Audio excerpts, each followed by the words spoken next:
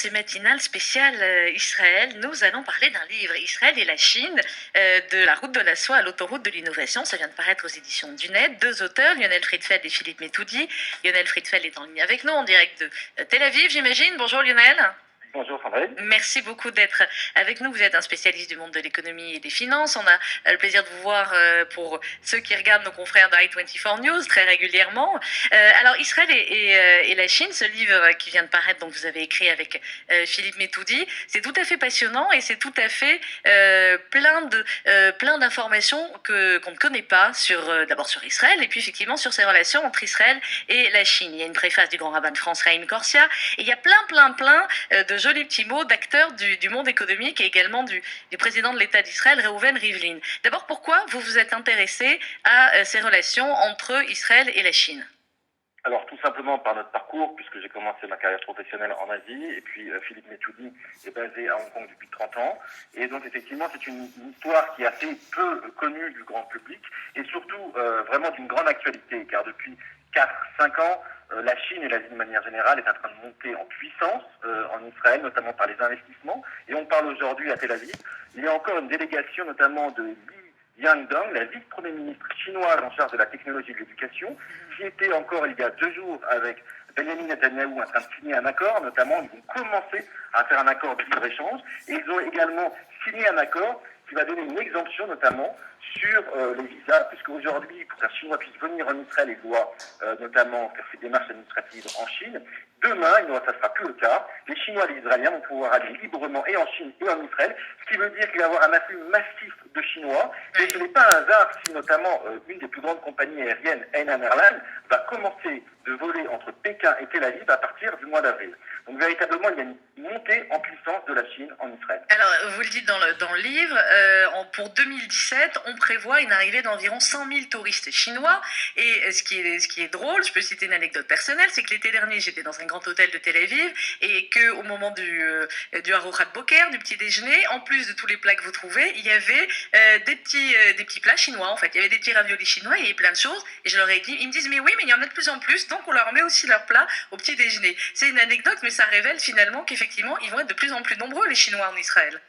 Alors, c'est exactement ça, et surtout, les chefs israéliens dans les hôtels ont été formés par des chefs chinois, parce que, par ailleurs, notamment quand des touristes chinois viennent, ils demandent par exemple des verres d'eau chaude pour boire. Il y a quelques années, les Israéliens se refusaient à servir des verres d'eau chaude, mais les Chinois ont l'habitude de boire de l'eau chaude. Tout ça pour dire qu'aujourd'hui, que ce soit dans le domaine des affaires, puisque ça commence toujours par là, notamment des fonds d'investissement, des grandes sociétés comme Alibaba qui a racheté notamment des participations dans des sociétés israéliennes, mais aussi, on va dire, le vrai précurseur de la relation chinoise-israélienne, c'est Mika-Shin. Mika-Shin, on le connaît, puisque c'est l'homme le plus riche d'Asie.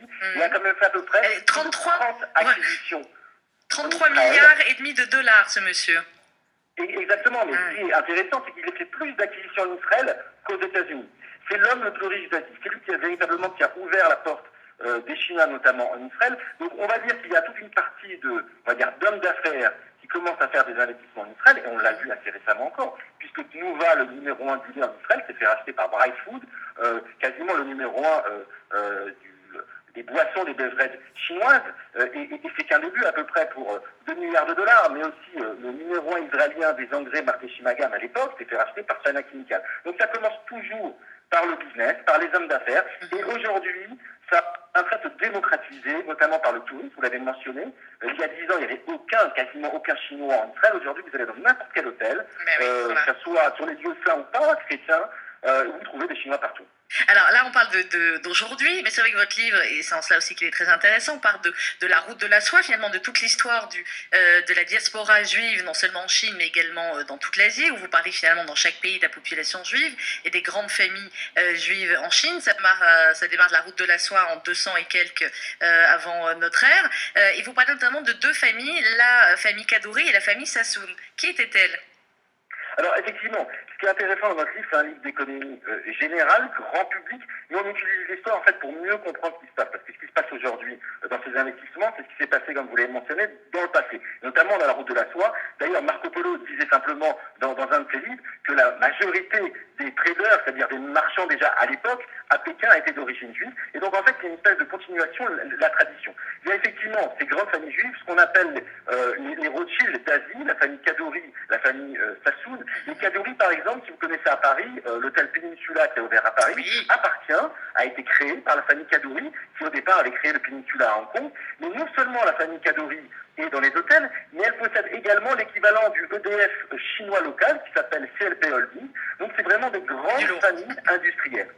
Alors, vous parlez également dans le livre, vous faites les portraits de quelques grandes familles juives comme ça, et des juifs asiatiques extraordinaires. Et pourtant, on l'apprend dans le livre, dit que la Chine reconnaît l'État d'Israël quasiment après sa création, on est en 49. Israël reconnaît la République populaire de Chine en janvier 50. Et les relations diplomatiques, ce n'est qu'en janvier 92. Pourquoi ?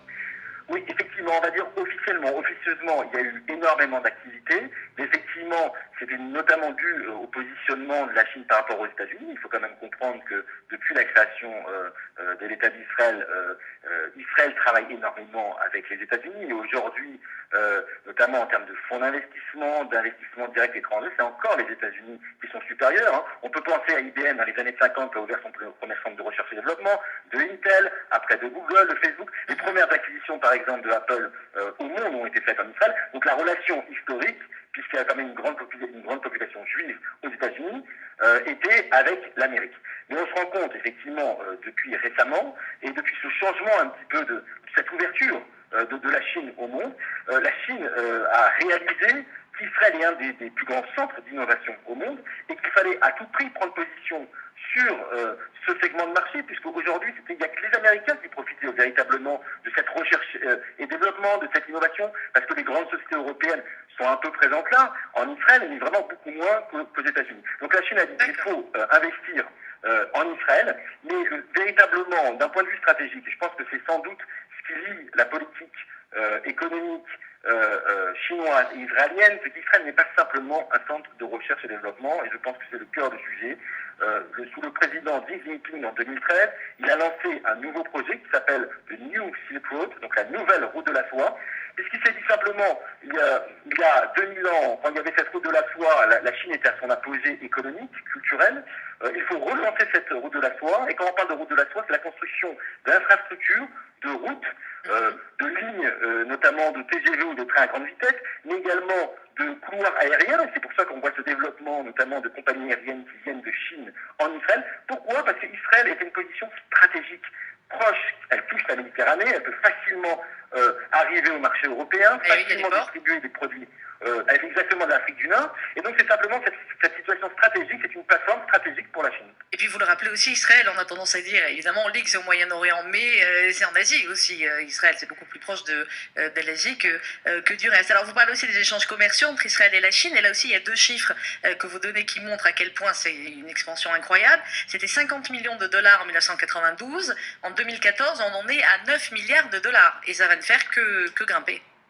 Effectivement, ça va faire que grimper, surtout s'il va avoir cet accord de libre-échange, hein, donc c'est extraordinaire, parce que il faut le rappeler qu'Israël a déjà un accord de libre-échange avec les États-Unis, donc ce sera sans doute le seul pays au monde à avoir un accord de libre-échange et avec les États-Unis et avec la Chine, donc c'est vraiment une plateforme extraordinaire, et on pense que ça peut facilement tripler en termes d'échanges commerciaux.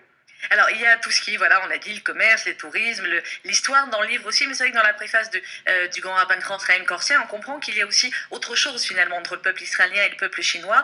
Il y a des relations millénaires et le grand rabbin de France dit ils ont une vision identique du temps. Alors, effectivement, c'est ce qui est surprenant. En tout cas, nous, à titre personnel, on amène des investisseurs chinois ou asiatiques en Israël. En fait, ils veulent faire du business. Mais avant de faire du business, ils veulent comprendre la culture. Et un des mots qui revient souvent, c'est « why so smart ». Pourquoi ils sont si intelligents ? Ils ne comprennent pas qu'un pays avec une petite population comme Israël, qui a même pas, on va dire, 2/3 de population, l'équivalent de la ville de Shenzhen dans le sud de la Chine, ne comprennent pas comment un pays a pu avoir tant de prix Nobel, être présent dans les instances internationales. Comment vous leur expliquez ? Eh ben, exactement, c'est cette recherche en fait qui vient en Israël. Et c'est très simple. Et ben, justement dans le livre, et c'est pour ça qu'on avait aussi fait appel au grand rabbin de France, c'est qu'au-delà du business, en fait, il y a un côté, ce que nous on appelle pas religieux mais spirituel, qui est une espèce de recherche personnelle de la spiritualité sur des valeurs très fortes, qui sont les valeurs de travail, les valeurs de la famille, et qui en final qui sont très proches des valeurs du judaïsme. Et donc dans le livre, on a eu la chance de rencontrer le rabbin Adi Stenzalf, qui est évidemment la référence mondial dans l'étude, dans le domaine, qui est un des plus grands spécialistes au monde de l'étude comparée de la philosophie juive et chinoise, et qui a fait traduire le Pirkei Avot, donc la Maxime des Pères, de l'hébreu en chinois. Donc, les Chinois, aujourd'hui, sont en train d'étudier la Maxime des Pères, et ce qu'on peut trouver de façon étrange et intéressante, c'est qu'il y a des similitudes énormes entre la Maxime des Pères notamment les philosophies de Confucius ou d'autres philosophies chinoises, notamment entre le rapport entre le maître et son élève, le rapport entre comment organiser une ville avec des juges, etc. Et donc, ce qui est vraiment étonnant, et c'est pour ça qu'on invite tout le monde à lire ce livre, les gens qui sont intéressés, véritablement, il y a vraiment une base commune, une recherche commune entre le peuple juif et le peuple chinois. Alors vous parlez aussi, et on va presque conclure là-dessus, de ce qui est l'ADN d'Israël. Vous dites c'est la science, c'est la technologie, c'est l'innovation. Vous parlez de toutes les grandes universités en Israël. Et là aussi, c'est ce que vous nous disiez, les Chinois s'intéressent énormément à cela. Oui, parce qu'en fait, pourquoi Israël aujourd'hui si fort? Bon, il y a beaucoup de raisons économiques, etc. Mais aujourd'hui, la Startup Nation, et on va dire, si on peut résumer à une raison, c'est un petit peu, je dirais pas la chutzpah israélienne, l'audace israélienne, mais en fait, c'est la base de toujours tout remettre en question. Et en fait, ça revient simplement de l'étude du Talmud, de toujours remettre en question les choses acquises pour mieux les comprendre. Et en fait, c'est cette même démarche intellectuelle qui est appliquée aujourd'hui dans le business. Quand des jeunes sortent des universités et veulent changer le monde en créant des startups, ils essayent de remettre en cause la vérité de leurs parents. Et donc, c'est véritablement le message, en tout cas du livre, c'est vraiment la communion des peuples. Et donc, qui résume vraiment, on va dire, la complémentarité entre Israël et la Chine.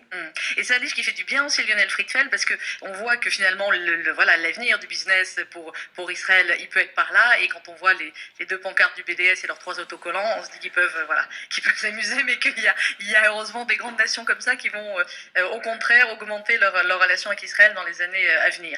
Où est-ce qu'on peut trouver Oui, allez-y. Non, moi je pense que vous avez exactement raison, et c'est la route que prend Israël aujourd'hui, et c'est pas un hasard. On vient de sortir la version française il y a à peu près une dizaine de jours en France, donc qui est disponible à la FNAC et sur Amazon et dans les grands magasins. On avait sorti la version anglaise il y a 4 mois, et le livre est déjà parti de 10 meilleures ventes à Hong Kong en version anglaise. C'est-à-dire que ça a été une espèce vraiment de raz-de-marée. Et ce qui est intéressant, c'est qu'il y a à peu près quelques mois, le président de Hong Kong, le chief exécutif, est venu en visite d'État en Israël, en visite d'État avec son staff. Quelqu'un dans sa délégation avait entendu parler du livre. Il l'a offert aux Israéliens. Et ça a été, nous on a eu énormément de retours, notamment des lettres de remerciement du président Rivlin. Et tout ça pour vous dire qu'il y a un attrait énorme de la part des Chinois. Il n'y a pas de biais, comme vous l'avez mentionné, de l'antisionisme, du racisme, etc., de tout ce qu'on ne veut pas écouter. Les Chinois sont concentrés sur le business. Et c'est ça qui est intéressant. Et en tout cas, on a eu ces lettres de remerciement des gens du gouvernement israélien, parce que c'est la meilleure communication, c'est la meilleure asbah pour l'État d'Israël. Le livre est sur tous les grands magasins à Hong Kong. Le mois prochain sera présent en chinois. En Chine directement, et donc c'est vraiment la meilleure communication, c'est le meilleur moyen vraiment de promouvoir Israël. Ben voilà, on est bien d'accord. Ça s'appelle Israël et la Chine, de la route de la soie à l'autoroute de l'innovation. C'est aux éditions du Net, il se trouve un petit peu partout. Lionel Friedfeld, merci. Vous avez écrit ce livre avec Philippe Metoudi. On dit comment bonne journée en chinois? Ah, bonne journée. C'est Philippe Metoudi qui est le spécialiste de la Chine, le spécialiste d'Israël. Bon, voilà. Bien joué. Bon, ben vous nous l'apprendrez pour la prochaine fois. Voilà, on dira. Bonne journée, merci beaucoup. De toute façon, vous pouvez toujours me dire ce que vous voulez, je parle pas chinois, donc ça ne changera rien. Non, mais moi je dis pas de bêtises, mais c'est ça qui est intéressant, c'est que Philippe est l'expert de l'Asie, et moi je suis l'expert d'Israël sur ce domaine. Voilà, et les deux, ça donne Israël et la Chine, la route de la soie, l'autoroute de l'innovation, édition du Net. Merci beaucoup, bonne journée à vous. Merci beaucoup. Au revoir. 11h21 sur RCJ, à Dag Nachash. Un instant, on a